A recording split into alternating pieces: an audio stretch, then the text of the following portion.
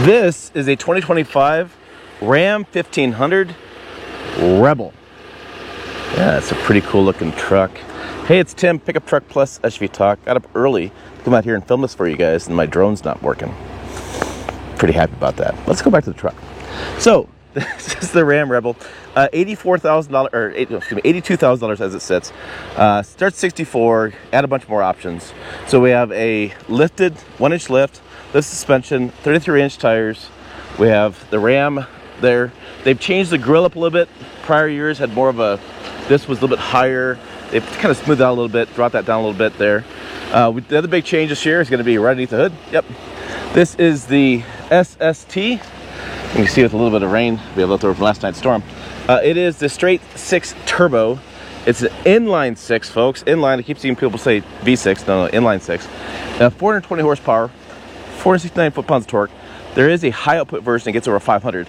This thing is pretty good as it is. So with this, you lose that cool exhaust note you have with the Hemi, but you do get more horsepower, more torque, a little better fuel economy, and it's like a rocket ship off the line compared to the Hemi. I did some back and forth, like drag racing kind of deal, quasi drag racing, and it's clear. This is faster. So that is the details there. I have these big, gigantic towing mirrors that extend and fold. Towing mirrors are made in my existence. I don't see well. I can't make my left-hand turns and right-hand turns. I don't know. They're useful. Oh, around the back, I was messing with my drone. Sorry about that. I was gonna have tailgate up, but look at that. It does it for me anyways. Boom. Tailgate goes up and down. You can do it from the key fob as well. I don't think the key fob can go up, but can drop it. We have 400 watts of power in the bed. Good enough for like a laptop or like coffee maker kind of stuff. Not really for saws and things. Just depends what you're hooking into that. Go up with that again. Boom. Dual exhaust. There's an idle note. Yeah, I mean, it's not bad, but it's not like it's sitting there idling like you'd imagine from Stellantis products like, well, they used to make muscle cars and things. Dual colors, right? We have the red, we have the white. I think it looks pretty good. There's my non-functioning drone. Bad drone. We have some storage in there, and then we have a little bit of storage down here. This is the, if you haven't seen this before, maybe I can show you. It's a pocket. Boom, boom. Storage there. USB is back there on that. There's that there too. So, LED lights in the bed, which are always handy, especially out here. It's actually, I actually hunt back in there too. It's actually a deer hunting spot. Would be pretty to show you on a drone. 1,292 pounds of payload, blah, blah, blah. Early this morning, we have the controls there.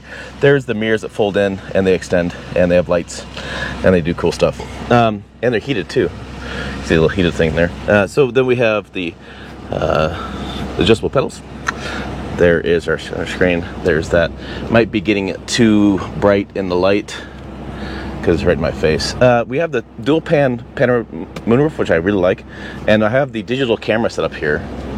Again, not sure if I can show you. Yeah, digital camera. So that shows you behind. It's off the Chimzel, which is the light back there, and it creates like a nice video of what's behind you. And I've said a lot of times in this channel, many different ways and times. Yeah, that kind of stuff. It's really great for at night. Takes the glare off the headlights. Really handy.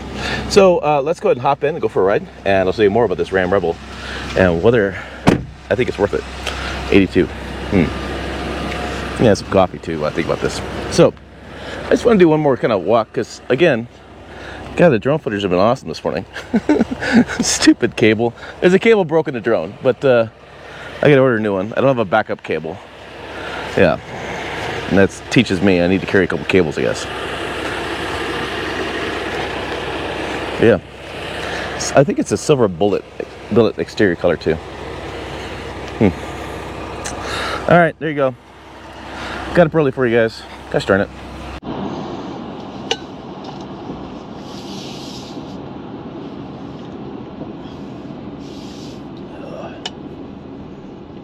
All right, take me home, country road. So behind the wheel of the 2025 Ram 1500 Rebel, to make sure I get all the terminology right, it's what you'd expect, right? 33-inch tires, the off-road suspension. I have the different features inside of a rear locker. I have the four-wheel drive auto, four-wheel drive high, low. Four-wheel drive auto is a big fan favorite.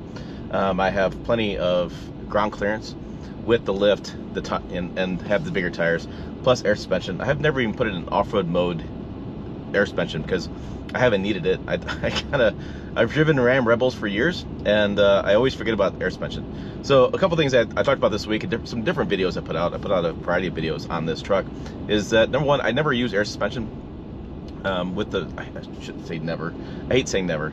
I rarely use air suspension. I forget about it more times than not. The times I have used it is when I put those airbags in the Silverado I had last year and help out with towing to make a level ride. That's the one time I have used it. On a daily basis, I leave it alone. If this had some running boards on it, I wouldn't even use the entry exit to get in and out. I just use running boards. I wouldn't need it to even get in and out. I will say that even in and out for me at 5'7", I think I'm getting shorter these days, getting older. It is still of a big kind of a flop down. Yeah, I guess flop is a good way to say how I get on this truck. I flop.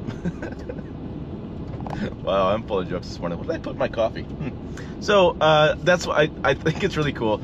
I have an RHO in order, and I'm kind of scratching my head trying to figure out like what's the big difference there, and why is my RHO going to be like $8,000 less than this Ram Rebel, and why would I buy the Rebel over the RHO? And I honestly, to be determined. I need to do more research on that. It's been thought in my mind this morning. And maybe if I get some time back in the office, I'll add that to this video. And we'll sit down behind my desk and talk about it. Because if I'm confused, pretty sure you're confused too. Okay, let's talk about this. The 2025 Ram Rebel versus the Ram RHO. What's the difference? I wrote this up because, like I said in the video, I was wondering what the difference was myself. So I looked at them both like side by side in the spec sheet and kind of build and priced them.